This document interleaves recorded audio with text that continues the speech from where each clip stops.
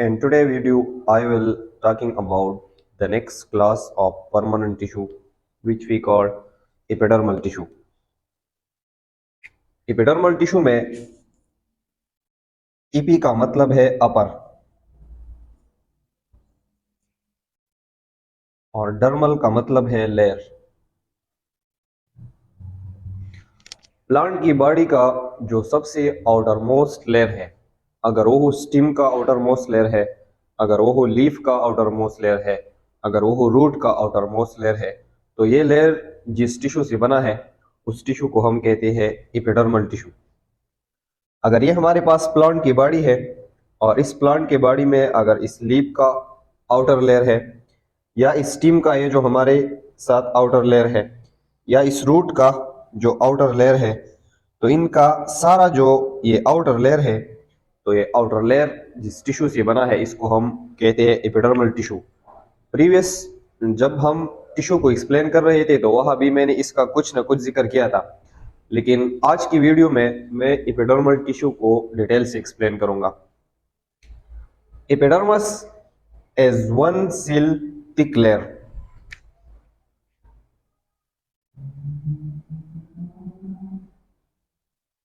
ये एक thick layer होता है प्लांट की, अगर लीफ है या रूट है उसका शूट का जो आउटर मोस्ट लेयर होता है वो बहुत ज्यादा थिक होता है, तो वो एक लेयर जो है वन सिल थिक लेयर है। इसका मतलब है कि ये सारा जो आउटर लेयर है एक सिल का एक लेयर है हमारे पास, इस तरह का एक लेयर है। तो इसमें हमारे पास एक सिल का ये एक लेयर है। अगर मैं इस तरह दूसरा एक लेयर ड्रा करूं तो ये इसका मतलब होगा कि ये टू सिल लेयर है, लेकिन ये एक सिल का एक लेयर है, ये टू लेयर्स नहीं है। कि एक सिल जो है ये आपस में बार बार कंबाइन हुआ है और इसने इस तरह ये आउटर लेयर जो है बनाया है, तो इसीलिए हम इसको कहते हैं कि ये वन सिल थिक लेयर है एपिडर्मस हमारे साथ, that cover the whole plant body. इसने प्लांट की सारी बॉडी को कवर किया है। अगर वो रूट है या स्टीम है या लीफ है, तो उन इन सारों से सराउंड जो लेयर है, तो वो लेयर जिस टिश्यू से बना है उस टिश्यू को हम कहते हैं epidermal tissue. Epidermal cell are living. Epidermal जब टिश्यू है तो टिश्यू हमेशा सेल से बनते हैं, तो एपिडर्मल जो सेल है वो भी लिविंग सेल है, वो डेड सेल नहीं है। एंड थिक वॉल, इसका सिल वॉल जो है वो भी मोटा है और इसका सिल वॉल भी प्राइमरी सिल वॉल है।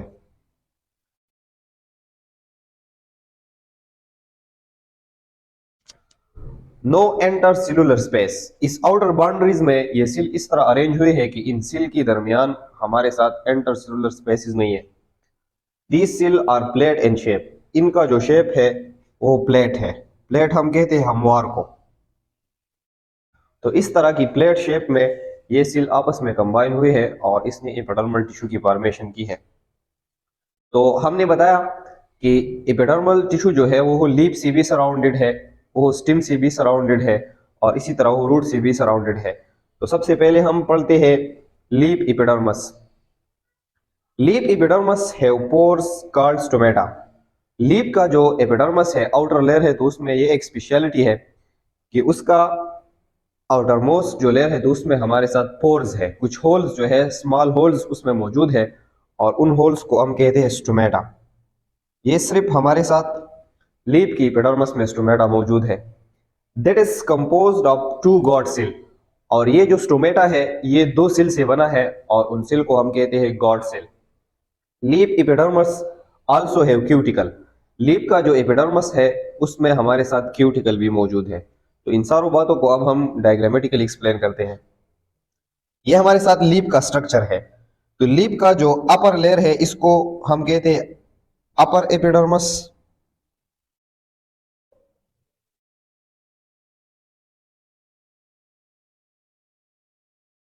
इसका जो लोअर लेयर है आउटर अपर लेयर, या इसका जो लोअर लेयर है इसको हम कहते हैं लोअर एपिडर्मस।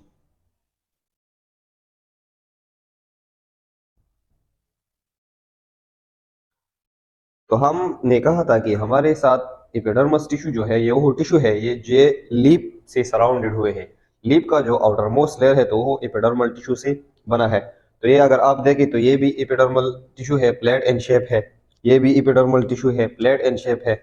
और इन लीप की एपिडर्मस टिश्यू के दरमियान जो टिश्यू है वो ऑलरेडी हमने डिस्कस किया है, ये मेसोफिल टिश्यू है। एक पॉइंट हमने ये बताया था कि लीप का जो एपिडर्मस है इसमें होल्स होते हैं, कुछ स्मॉल पोर्स होते हैं। अगर आप देखें तो इस पॉइंट पर इसमें हमारे साथ पोर है और इस पोर को हम कहते हैं स्टोमेटा।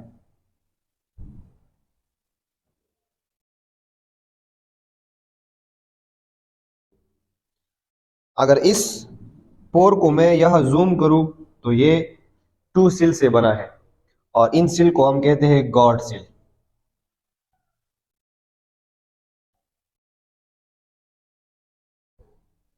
इन गॉड सिल का जो शेप है या ये किडनी शेप और बीन शेप,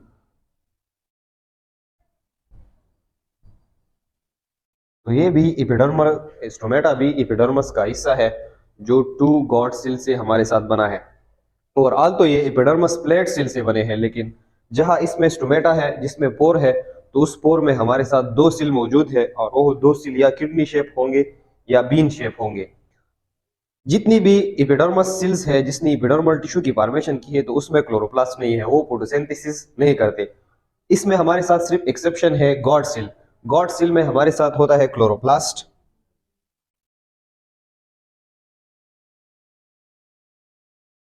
और ये भी फोटोसिंथेसिस जो है वो कर सकते हैं। हमने पेरेन्काइमा में भी बताया था कि पेरेन्काइमा में भी फोटोसिंथेसिस होता है, उसमें क्लोरोप्लास्ट होता है। एपिडर्मस में हमारे साथ सिर्फ गॉड सिल में क्लोरोप्लास्ट होता है। यह जितनी भी ये प्लेट सिल है इसमें क्लोरोप्लास्ट नहीं होता, इसमें फोटोसिंथेसिस नहीं होता। सिर्फ गॉड सिल में क्लोरोप्लास्ट होता है, ये फोटोसिंथेसिस भी परफॉर्म करता है। इसके अलावा इस टोमेटा ये जो फोर है, ये जो होल है इस एपिडर्मस में, तो दूसरा काम इसका ये है कि ये गैसेस एक्सचेंज करता है। प्लांट की बॉडी में जितना भी कार्बन डाइऑक्साइड और ऑक्सीजन का गैसेस एक्सचेंज होता है तो वो एक्सचेंज जो है वो स्टोमेटा करती है। दूसरी बात, इनका जो दूसरा फंक्शन है वो ट्रांसपिरेशन।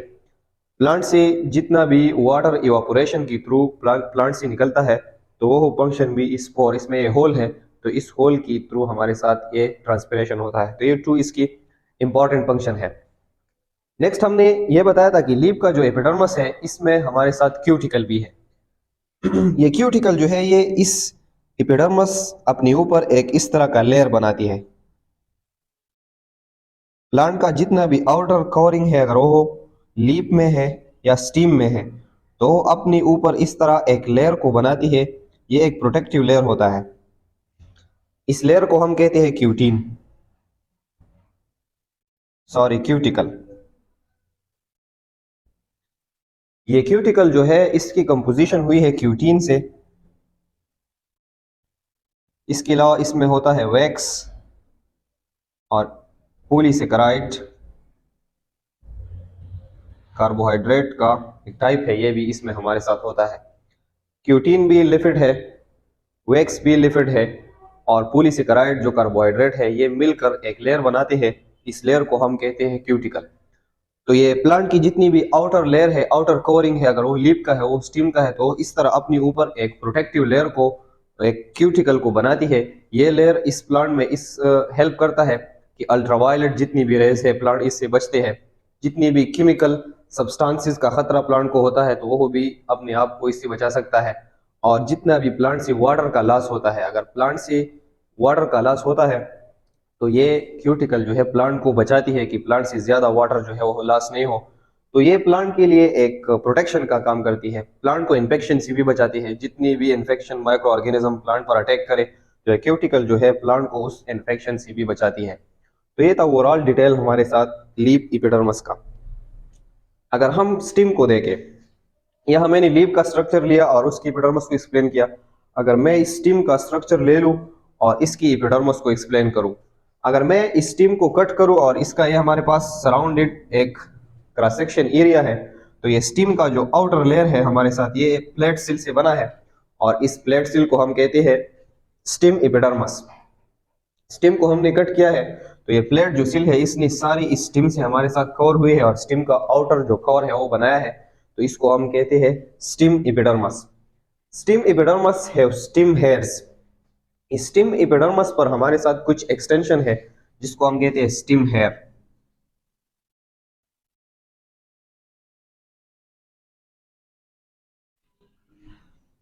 ये स्टिम हेयर जो एपिडर्मस को अटैच होते हैं तो ये मल्टीसेलुलर होते हैं।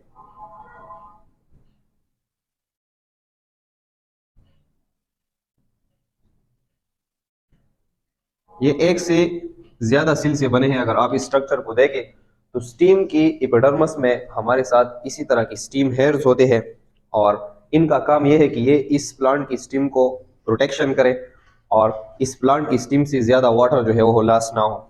इसके अलावा आल्सो हैव क्यूटिकल। स्टीम का जो एपिडर्मस है वो भी अपनी ऊपर एक लेयर बनाती है और उस लेयर को हम कहते हैं क्यूटिकल।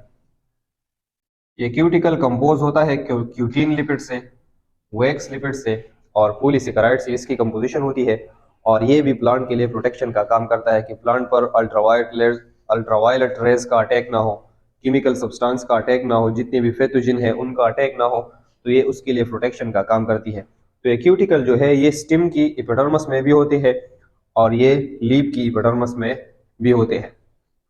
Root epidermis. रूट, अगर हम प्लांट की इस बॉडी में इस रूट को ले लें और यह जूम करें तो रूट का भी जो आउटर कवर है वो जिस टिश्यू से बना है तो वो भी हमारे साथ एपिडर्मस टिश्यू है। रूट एपिडर्मस है रूट हेयर्स। रूट का जो एपिडर्मस है ये इसका हमारे साथ ये एपिडर्मस है जो फ्लैट सेल से बना है, इसमें भी हमारे साथ कुछ एक्सटेंशन होते हैं और उस एक्सटेंशन को हम कहते हैं रूट हेयर्स।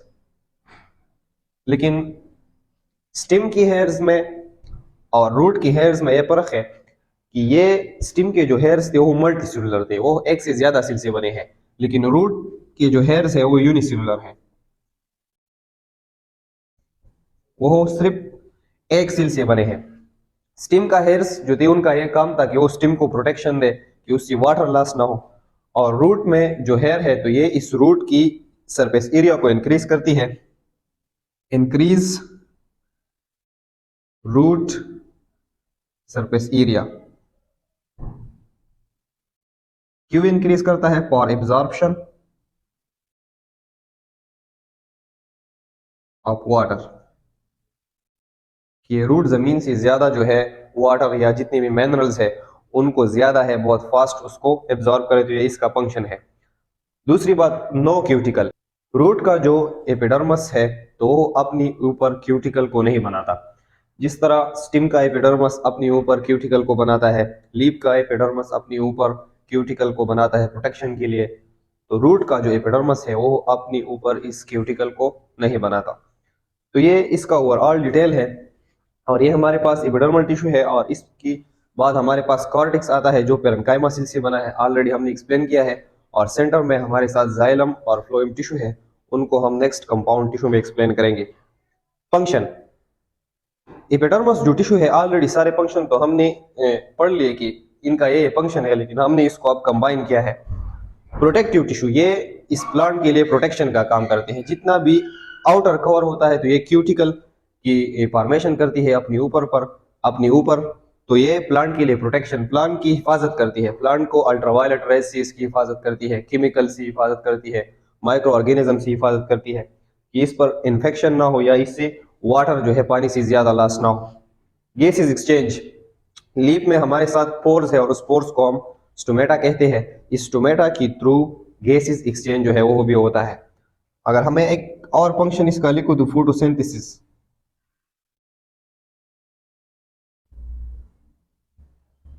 स्टोमेटा जिस सेल से बना है उसको हम गॉड सेल कहते हैं, जो या किडनी शेप है या बीन शेप है, तो उसमें क्लोरोप्लास्ट भी मौजूद है। तो एक काम जो है ये एपिडर्मस का ये भी है कि वो फोटोसिंथेसिस परफॉर्म करता है। सम सिक्रीशन, कुछ सिक्रीशन जो है ये भी एपिडर्मस टिश्यू जो है वो करती है। Hairs on epidermis useful for absorption of water and protection and also prevent water loss.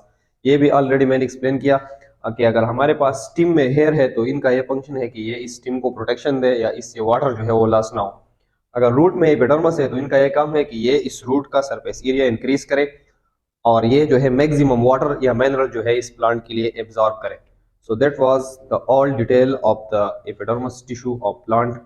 In the next video, I will explain the next class of permanent tissue, which we call compound tissue. In the compound tissue, first of all, we will explain xylem. So you can take a screenshot.